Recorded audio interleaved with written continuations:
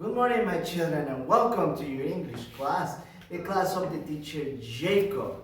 Today, my children, we're going to continue with the letters, okay? Now remember, these are the vowels. How many vowels are they?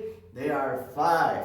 A, E, I, O, and U. And we already saw the first 3, which are capital A, small a, capital E, small e, capital I of igloo, of Indian, and small I of insects. Okay? Do you remember what are insects?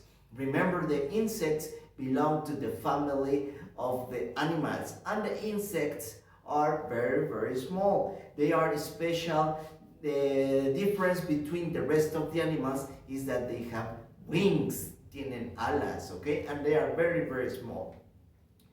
Today we're going to finish with the letter I, because we are going to start a new letter this week. So it's very important that this final letter you already remember it. So what we have here behind the teacher is an activity that is very, very interesting and very, very fun. So for this, remember, I need your help. The teacher needs the help of my students. So here we have what we call a maze. Okay, in Spanish the word maze means laberinto, or we can also mention it as labyrinth, but I prefer maze. Here we have a maze in which the capital I must debe llegar to small I. So we have to cross this big maze in order to accomplish that, okay? So I'm going to choose color, let's see, color pink for this activity. So remember, because we're going to work together, you have to help me. You have to tell me up, down, left, right. You have to help the teacher, okay? So let's begin.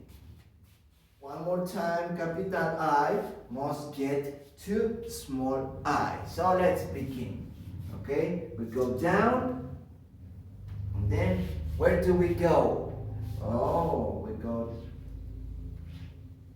to the right, and then we have to go up, and then once again to the right, derecha, and then we have to go down. We go down, and then we go to the left, izquierda, and then we go down. Remember, you are helping me. I don't know how to solve this maze. You have to help the teacher. So let's continue. Left, okay? Let's go to the left, and then we go down. We continue to the right, okay? Very good. And then, my children, we go up, and then we continue to the right. Once again, we go all the way up, hasta arriba, all the way up, and then we go to the right, okay? And then we go down, we go to the right, and we also go down, okay? Now here we have our curve, tenemos una curva, okay? We cross the curve, very good, and then we go all the way up, all the way up, all the way up, all the way up, okay? And then we go down, and we reach small I, okay? That was interesting.